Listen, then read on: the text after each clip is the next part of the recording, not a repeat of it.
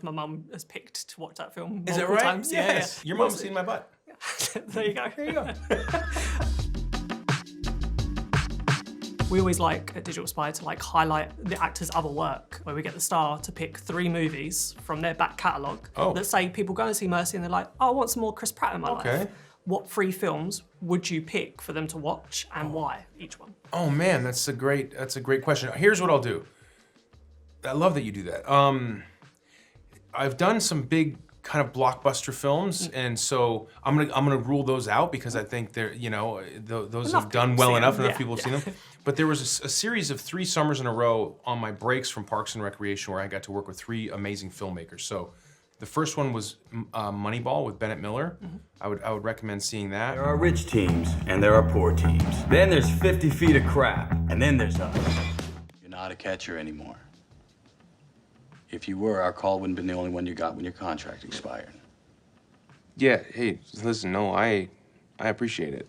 It's not that hard, Scott. Tell him, Wash. It's incredibly hard. The second one was Zero Dark 30. That was directed by Catherine Bigelow. Hidden away on some other floor. There is just us. And we are failing.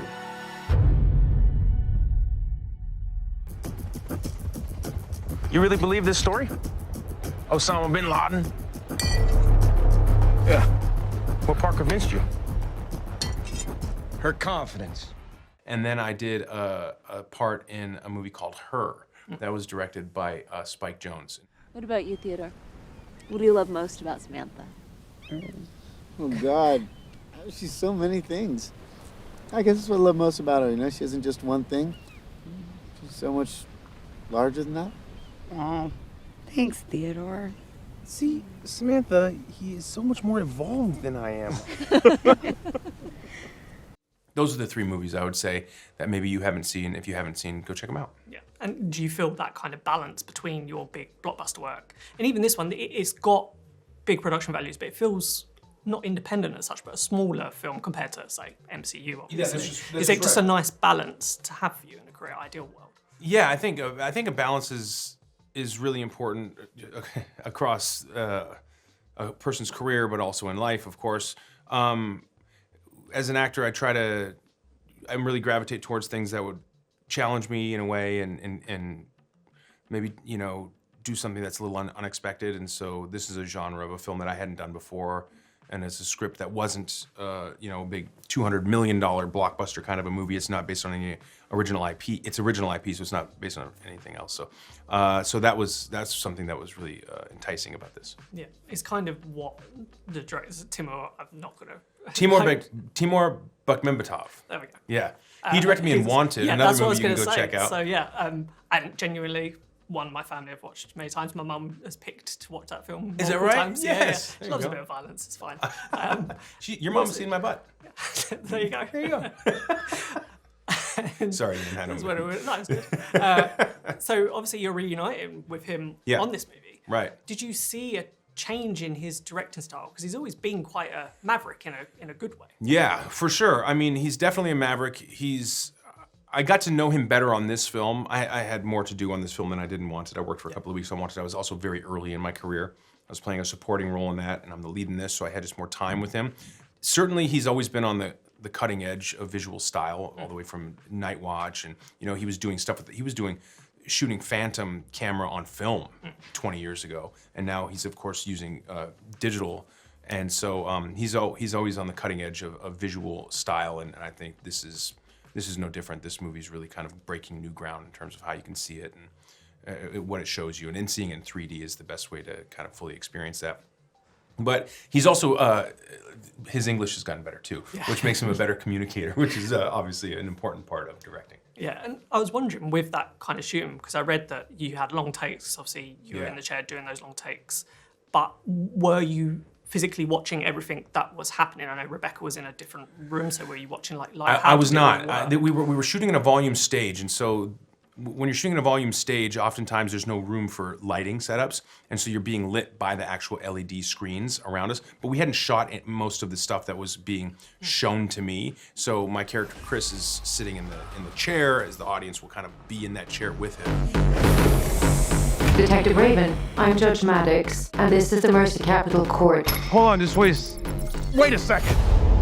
If you are innocent, prove it. And I'm being confronted with all of this evidence. So I was looking at stuff, and I had very specific eye lines to where my eyes needed to go to see, for example, a FaceTime call with my partner, or to talk to my daughter, or to see crime scene footage of my wife who's just been murdered. All of the things that I'm confronted with in the course of this 90 minutes, I'm very specifically looking in directions. But I didn't look at the actual stuff, but I looked at a version of it that would be would light my face in a way that would make sense. If I was looking at you know, something blue, there'd be a little blue light on my face. So in a way, yes, and in a way, no. Yeah. And does that kind of aspect, because when you get the script, you're like, oh, I'm sat in a chair for 90 minutes, great, perfect, easy, or is it actually like more challenging than doing those big blockbusters? It was way more challenging, because when you're doing a big blockbuster movie, you're shooting many more days, and usually each day is dedicated to a smaller portion of the film. It might be 4 seconds of the film we're shooting one day, and the next thing is a 20-second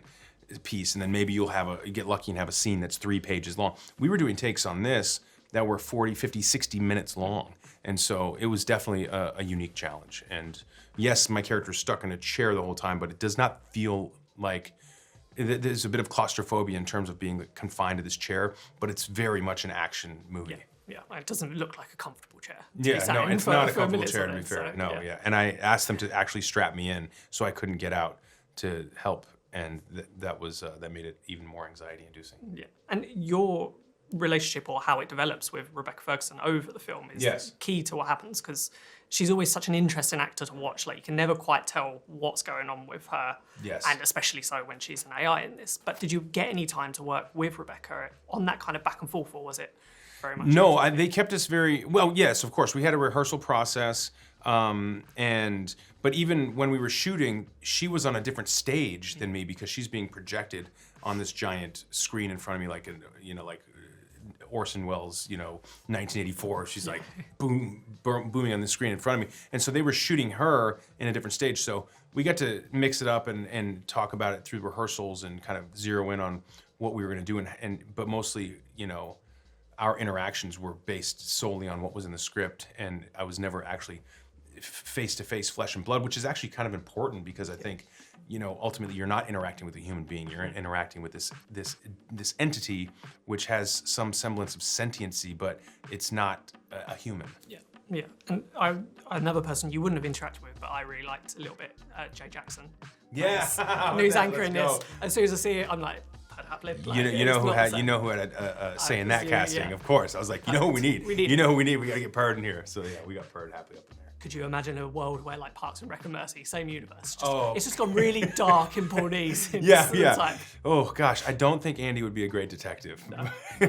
But yeah, that would be amazing. You might like to see it, but not anything else. He's like, well, he is Burt Macklin, so there's a bit of that. There you go. What are you hoping people get from this film when it comes out? Because obviously it taps into timely themes, AI, especially now, but has been over the past years. What are you hoping people get? Well, I'm hoping that it's, I think there's a seduction around inviting a person into a story that's going to be a think piece, that's going to have them walking away, having shifted their perspective on something important, like AI and the advent of AI and how it's taking jobs and displacing people. This is not what's going to happen with this movie. This is a movie that's not a think piece. It's a 90-minute thrill ride. My hope is that no matter who you are or what your background is, you can sit down next to somebody in a massive experience and sit and have 90 straight minutes of pure adrenaline pumping entertainment. That's my hope for this movie.